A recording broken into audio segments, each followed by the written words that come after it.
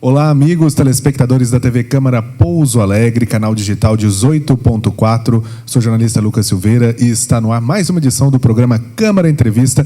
Hoje, direto aqui do plenário da Câmara, porque Pouso Alegre recebe a visita do Dr. Murilo, ele que é procurador de Justiça do Estado do Paraná e está aqui na cidade, junto aqui com a Maduca Lopes, né? A Maduca Lopes, que está trazendo esse evento aqui para Pouso Alegre.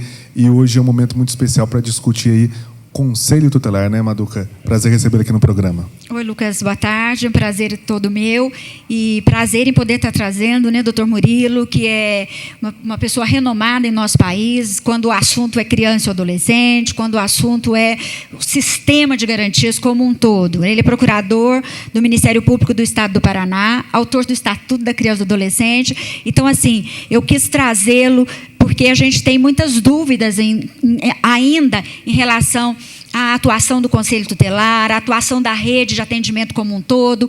Eu já não atuo mais hoje como conselheira, mas atuo como consultora, viajo pelo país todo e tenho visto essa necessidade. E, diante dessa necessidade, eu fiz o convite ao Dr. Murilo e ele, com a maior boa vontade, se predispôs a estar aqui. E hoje nós recebemos aqui, Lucas, 22 municípios, conselheiros tutelares, né, de toda a região, inclusive do Rio de Janeiro, do Estado do Rio, do Estado de São Paulo, para juntos podermos discutir esse sistema que ainda é, infelizmente, tão desconhecido pela grande maioria da população e, infelizmente, também pelas autoridades, algumas autoridades, gestores, e isso acaba complicando, né, a atuação junto a essa demanda que é tão carente de políticas públicas corretas. Bom, vamos então aproveitar o Dr. Murilo aqui, que é o responsável aqui pelo Estatuto da Criança e do Adolescente. Dr. Murilo, vamos falar um pouco desse estatuto, né? Hoje a gente percebe que a população, principalmente os jovens, as crianças, existe ainda muito falta de respeito, né? As pessoas não têm esse cuidado. E como hoje as pessoas, né, a comunidade, as famílias, adequar dentro do Estatuto? O que o senhor direciona como destaque nesse sentido? Bom, primeiro só um esclarecimento. Eu sou autor de comentários ao Estatuto, né? O Estatuto é uma lei de 1990. Em 1990 eu ainda estava na faculdade, né? Eu terminei a faculdade em 91 e logo em seguida passei no concurso e tenho atuado na área da infância desde então. A minha preocupação tem sido trazer informações corretas sobre o que é o Estatuto, qual é o seu alcance, qual é a sua proposta em relação à criança, ao adolescente. As pessoas têm noções muito equivocadas a respeito da lei. As pessoas acham que a lei ela é permissiva, que só fala de direitos, etc. E eu costumo dizer, só fala isso quem não conhece a lei. O Estatuto ele não fala de direitos. Na verdade, quem confere os direitos à criança e ao adolescente não é o Estatuto, é a Constituição Federal. E a Constituição Federal que confere os direitos a todos os cidadãos. E os direitos da criança são rigorosamente os mesmos direitos que todos nós adultos temos. A diferença não está no direito, está na forma como esse direito ele é efetivado. Em relação a nós adultos, a presunção legal é que nós temos condições de lutar pelos nossos direitos, especialmente quando eles forem ameaçados ou violados. Em relação à criança e adolescente, a presunção é o contrário. A criança e adolescente, por conta própria, pela sua imaturidade, pela sua incapacidade, por uma série de fatores, presumivelmente não tem condições de lutar por esses direitos. Então se atribuiu à família, à comunidade, à sociedade em geral e ao poder público o dever de promover a efetivação desses direitos e por meio de políticas públicas. Então não é a criança, as pessoas pensam, tem direito de fazer o que bem quiser, de matar, de roubar. Isso só afirma isso quem não tem conhecimento da lei. Inclusive o Estatuto ele é muito mais rigoroso em relação à criança e adolescente, que pratica um ato infracional, por exemplo, pratica um crime, uma contravenção, do que o Código Penal é em relação aos adultos. Nós temos situações em que, se o adulto for o autor da conduta, ele não poderá ser responsabilizado, e enquanto, se houver a prática por parte de um adolescente, por exemplo, ele não só pode ser responsabilizado, como ele pode até vir a ser privado de liberdade. A ideia, portanto, né, é desmistificar esses conceitos equivocados que existem a respeito da lei e que nós possamos fazer com que haja um debate qualificado a respeito da implementação da lei. Porque boa parte dos problemas que nós enfrentamos hoje em matéria de infância e juventude e na sociedade em geral não decorrem da lei, não decorrem do Estatuto, decorrem justamente do descumprimento da lei, do desconhecimento da lei. Porque se a lei fosse cumprida, especialmente na parte que fala da efetivação dos direitos, a educação, a saúde, né, e outros direitos fundamentais, como a convivência familiar, muitos problemas que nós enfrentamos hoje seguramente não aconteceriam. O que nós precisamos é que o poder público assuma suas responsabilidades, que nós possamos desenvolver mecanismos eficientes de responsabilização das famílias, de empoderamento das famílias. E a gente às vezes pensa, né, no atendimento à criança e adolescente de forma isolada em relação à família. Aliás, o primeiro pensamento às vezes que vem quando surge algum problema, especialmente no âmbito da família, é tirar a criança da família, quando na verdade a lógica, a previsão da lei não é essa, é fazer com que as famílias assumam suas responsabilidades. Aliás, a primeira instituição chamada a defender os direitos da criança, tanto pela lei quanto pela Constituição, no artigo 227, é justamente a família. E tanto a lei quanto a Constituição asseguram, né, direito à família de receber proteção por parte do Estado. A política de atendimento à criança e ao adolescente tem que ter foco na família, portanto, né? E se nós conseguirmos isso, nós conseguimos também resolver uma série de problemas que hoje nós vemos. Tem pais que, por desconhecimento, né, e é muito cômodo, né, dizer isso, da lei, dizem, agora que o estatuto eu não posso mais, com a vida do meu filho, não posso mais fazer nada, etc., quando, na verdade, não é isso que a lei prevê. A lei prevê, né, inclusive, o dever dos pais de colaborar com a educação dos filhos, e não é só matricular na escola, né, é justamente trabalhar no sentido da conscientização, da formação de cidadãos, né, dos futuros cidadãos, ou cidadãos do presente, enfim, mas que os pais eles sejam, então, orientados sobre como proceder para impedir que os filhos, né, façam o que bem querem, mas, evidentemente, agindo de uma forma adequada, não de uma forma violenta. O que os pais não podem, na verdade, nunca puderam, antes era tolerado, né, mas agora não se tolera mais, é usar de violência, né, a pretexto de educar, a pretexto de corrigir os filhos. Agora, isso não significa que eles não podem, né, exercer autoridade, não significa que eles não podem, né, inclusive, usar de certos castigos, né, de certas punições, vamos dizer assim, pedagógicas em relação aos filhos. Agora, quais são os limites, né, e como que isso pode ser exercido de uma forma não violenta, que é, né, o desafio, isso é que tem que ser devidamente trabalhado com as famílias. E como trabalhar isso, doutor? Aí a lei prevê, desde 1990, e houve um reforço agora, né, em 2014, né, com a Lei 13.010, mas já a previsão da existência de cursos ou programas de orientação. Cursos ou programas de orientação para os pais, para os responsáveis, justamente para que nós possamos mostrar para eles essas alternativas. Como é que eles devem fazer para contribuir de forma ativa, né, protagonista na educação dos seus filhos e de uma forma não violenta, até para evitar que a violência ela seja posteriormente reproduzida, né, porque se a criança ela é acostumada num ambiente de violência, ela tem a tendência é que ela reproduza essa violência, né, na escola, em outros espaços onde ela convive. Então, é importante que nós tenhamos esses cursos ou programas à disposição, não é do Conselho Tutelar, não é do Ministério Público, não é, mas é à disposição da sociedade, para que nós possamos, diante de uma situação de violência contra a criança, nós possamos, sem prejuízo da punição, né, daqueles que praticaram a violência, mas trabalhar no sentido da responsabilização de uma forma alternativa para justamente evitar a repetição daquele tipo de comportamento. Porque o que nos interessa não é apenas punir os pais que fizeram algo errado em relação aos seus filhos. Se tiverem que ser punidos, serão punidos, lá na esfera penal, esfera criminal. Mas em matéria de infância, o que me interessa é justamente evitar que eles façam de novo e fazer com que eles assumam as responsabilidades a seu cargo, para evitar que eles deleguem, né, para as escolas ou para o Conselho Tutelar ou para quem quer que seja, essa responsabilidade que é indelegável de educar os filhos. E como que os pais podem ter acesso a esse tipo de material? Mas aí cabe ao poder público justamente desenvolver esses cursos e programas de orientação. E que nós vemos muitas vezes não sendo feito, né? Aliás, a maior parte dos municípios, infelizmente, não tem esses cursos ou programas. Parece que aqui, em Pouso Alegre, tem uma escola de pais, né? E é importante que nós tenhamos esses equipamentos para que nós possamos orientar os pais desde sempre, para que eles possam saber como proceder. Aliás, se nós pegarmos a lei, antes de mais nada, a Constituição Federal, a Constituição já prevê, né, a paternidade e a maternidade responsáveis, né, para que antes mesmo da concepção nós já tenhamos, né, um planejamento familiar, para que nós tenhamos pais que vão ter os filhos de forma consciente, né, sabendo que eles têm deveres em relação a esses filhos, que eles têm que educar esses filhos, que eles têm que assumir uma série de responsabilidades, e não é fácil, né?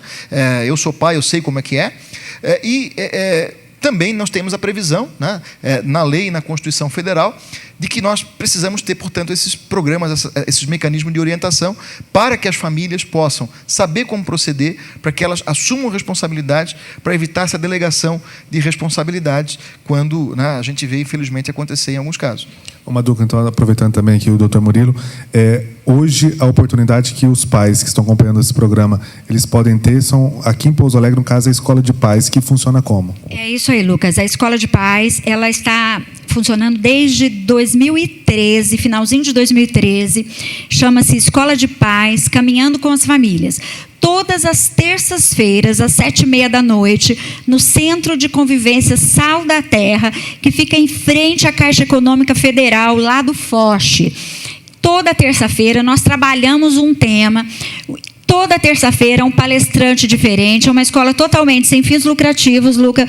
Lucas, não tem envolvimento político, essa política partidária. É um projeto que eu fiz enquanto estava no Conselho Tutelar e que eu consegui uma equipe de voluntários. Então, nós temos psicólogos, nós temos famílias, nós temos pedagogos, e a gente busca palestrantes de todo que tenham assim, falem sobre todos os temas. E toda terça-feira, por exemplo, essa terça agora, o tema foi família, um sonho possível. Foi com uma psicóloga, né, que foi trabalhar com as famílias.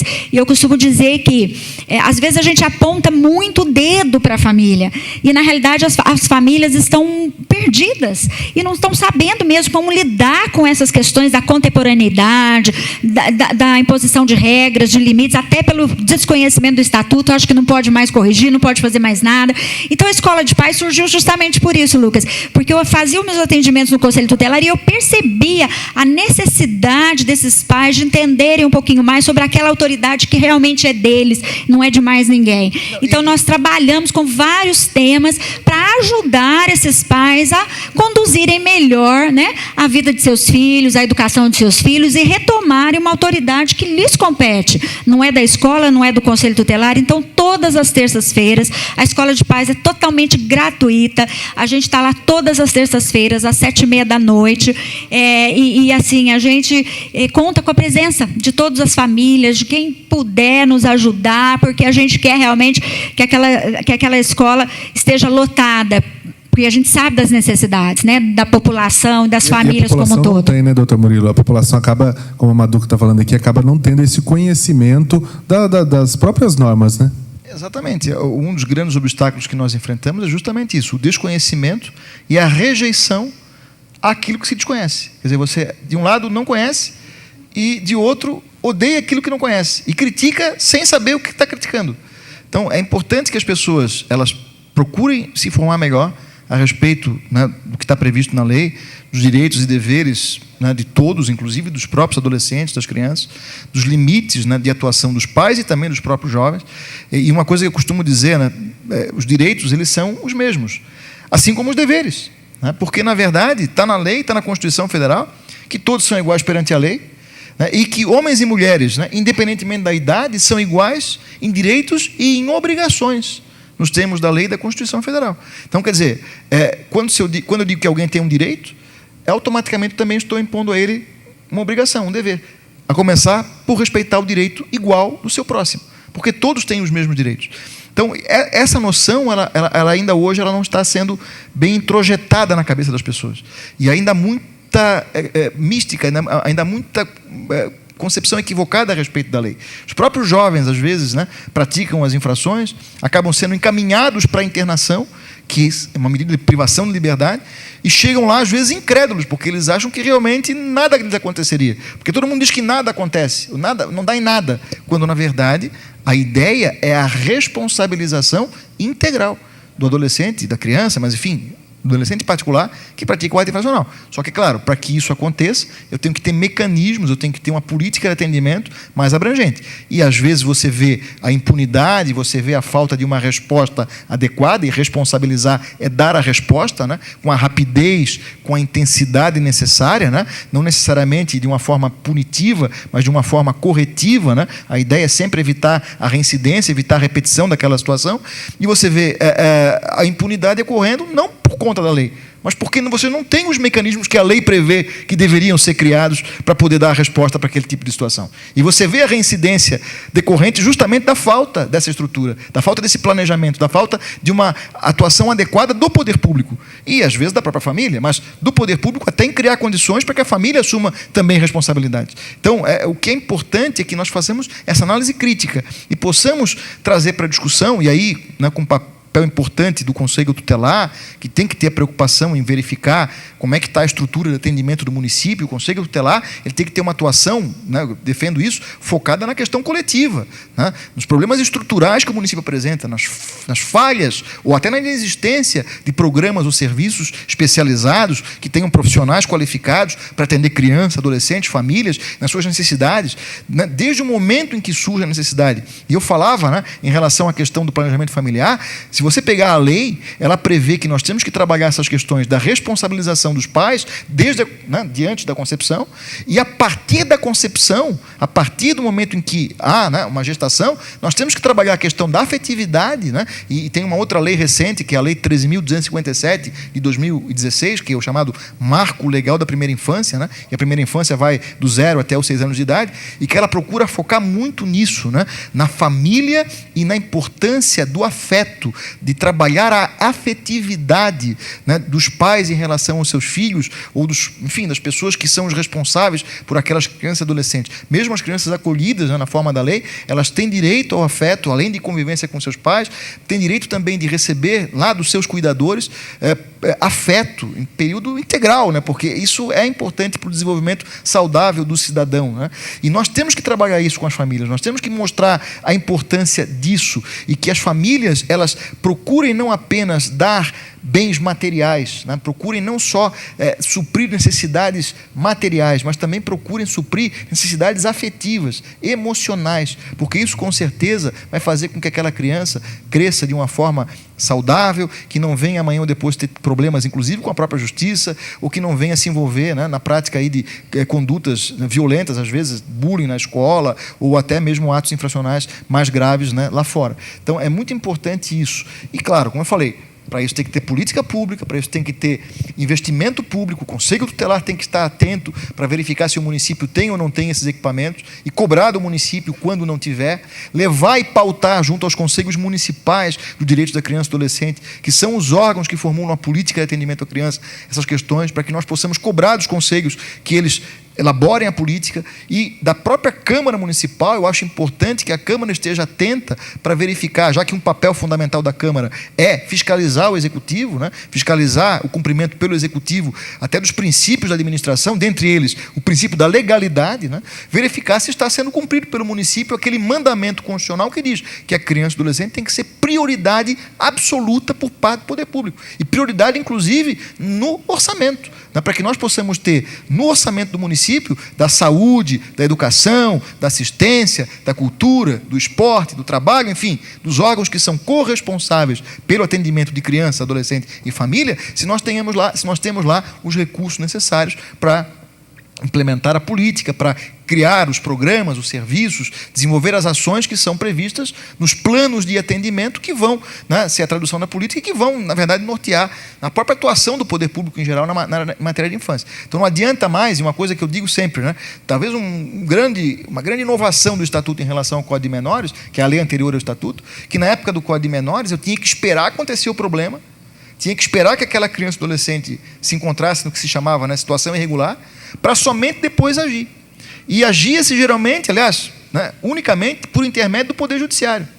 E hoje a lógica é que nós não esperemos mais acontecer problema e o poder público se organize, esteja preparado para atender as situações de ameaça ou violação de direitos, de preferência até evitando essas situações, né, quer dizer, a atuação preventiva ela é fundamental, independentemente da intervenção judicial.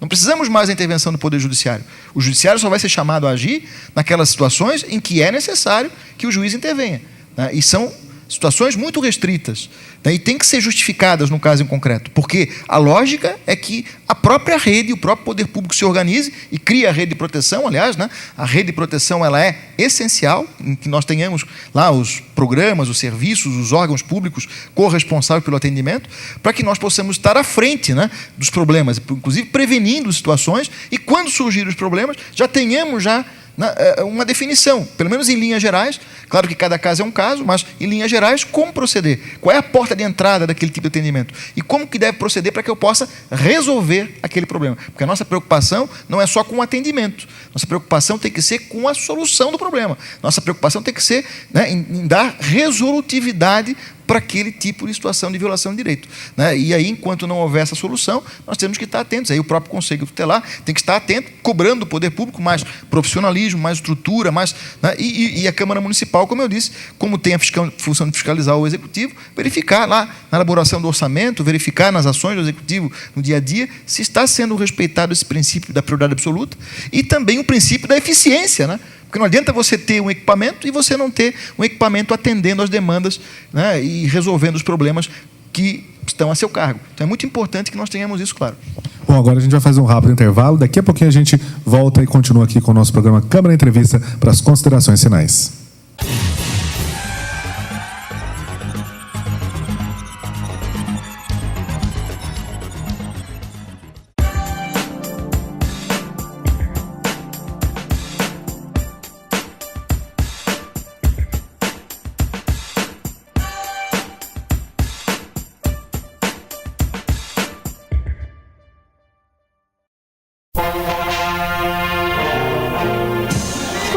Quem são os vereadores da legislatura 2017? Mesa diretora.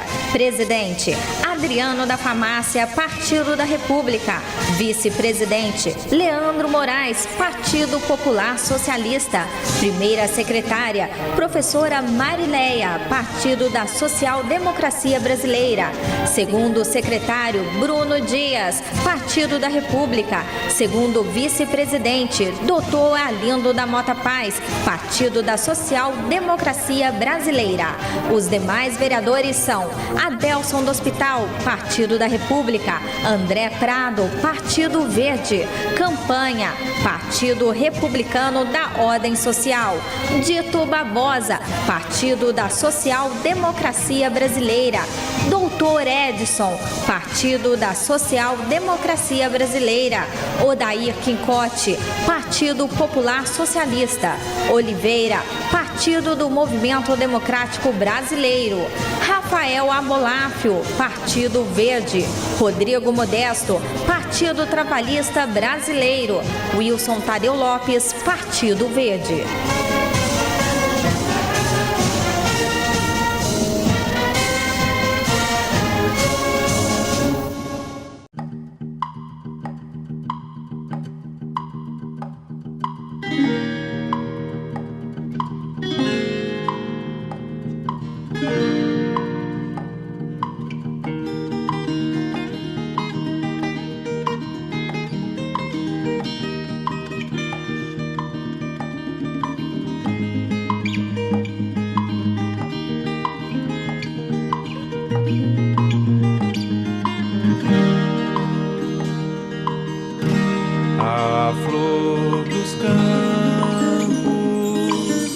Caiçara pra cá, vem desabrochando.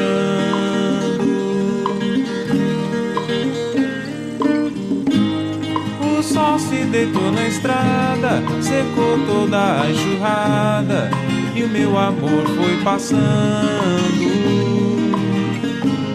Tristeza não tem fronteira, mas a dor é só passageira. Na terra que me viu nascer eu sigo cantando.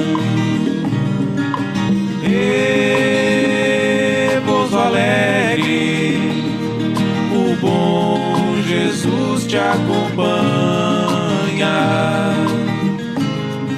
A catedral bate os sinos, tempo, riquezas, destino, desmesura tamanha.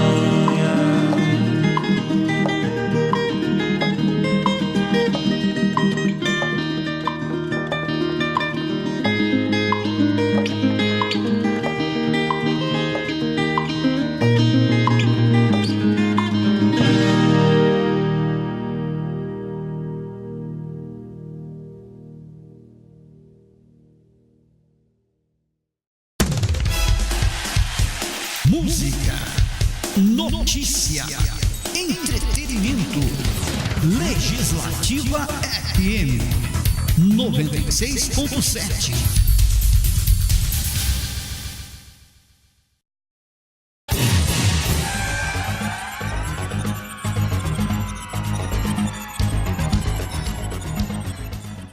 Bom, estamos de volta com o segundo bloco do programa Câmara Entrevista, hoje recebendo aqui o Dr. Murilo, a Maduca Lopes. Dr. Murilo, a gente queria, para estar encerrando a nossa entrevista, as suas considerações finais aí sobre esse tema tão importante que envolve a criança e o adolescente. Bom, primeiro agradecendo a oportunidade e elogiando aqui o espaço, né, que foi aberto, que é fundamental que nós possamos colocar isso em discussão perante a sociedade. E dizer que nós, do sistema de justiça, né, temos a colaborar com a rede, mas é fundamental que a rede se organize, que os programas e serviços municipais se organizem para atender as demandas a seu cargo, independentemente da intervenção do sistema de justiça, da intervenção judicial. E que nós possamos, né, estar levantando dados, colhendo informações quantitativas e qualitativas sobre as demandas e a forma como elas são atendidas pelo município, para, a partir daí, efetuar um planejamento estratégico para que, a curto, médio e longo prazo, possamos superar os problemas que nós estamos enfrentando. E é fundamental que haja participação da sociedade nesse processo. A sociedade, ela é chamada a participar pelo Estatuto, ela é chamada a dar sua colaboração de diversas formas, inclusive, né, fazendo levantamento de dados, pautando questões no Conselho dos Direitos da Criança, trazendo para a Câmara Municipal as discussões, para que nós possamos avançar em termos de estrutura de atendimento, em termos de política pública para criança e adolescente. E é claro que nós, a partir, né, da nossa atuação, podemos também colaborar com isso. Mas é aquela história, não temos que esperar o judiciário intervir, não temos que esperar o problema acontecer para somente depois agir. Temos que ter essa preocupação com a prevenção, essa preocupação com a coleta de informações, para, a partir daí, poder superar os problemas, de preferência, antes mesmo que eles aconteçam. Maduca, suas considerações finais? Então, Lucas, eu também gostaria de agradecer, especialmente aos profissionais da Câmara Municipal, né, de Pouso Alegre, aos vereadores que nos cederam esse espaço, a você, né, abrindo esse espaço para que essas informações cheguem até a população de Pouso Alegre. E dizer o seguinte, Lucas, a minha luta tem sido, há muitos anos, por conselhos tutelares eficazes, que cumpram com a sua real missão, que é zelar pelo cumprimento dos direitos da criança e do adolescente. E é por isso que eu abro espaço como esse, que eu trago convidados com tanta expressão como o Dr. Murilo, para fazer realmente com que a gente fortaleça o Conselho Tutelar, com que a gente fortaleça esse órgão, que deve ser reconhecido pela sociedade como um órgão relevante e para que ele possa realmente atuar naquilo que a lei prevê e fazer com que a boa atuação do Conselho Tutelar, Lucas, e a eficaz atuação do Conselho Tutelar, ela vai fomentar junto ao poder público que as ações a favor da criança e do adolescente, elas aconteçam, as políticas públicas aconteçam. Então, assim, o meu único desejo, meu grande desejo realmente é esse, de conselhos tutelares fortalecidos pelo nosso país, afora, para que crianças e adolescentes sejam realmente prioridade absoluta, que é o que determina a Constituição e o Estatuto da Criança e do Adolescente. Então, eu gostaria de agradecer a você, mais uma vez, a presença do Dr. Murilo na nossa cidade, e, assim, meu muito obrigada mesmo. A gente agradece você, Maduca, também Dr. Murilo, pela presença, e você aí de casa pela audiência. Até o nosso próximo Câmara Entrevista.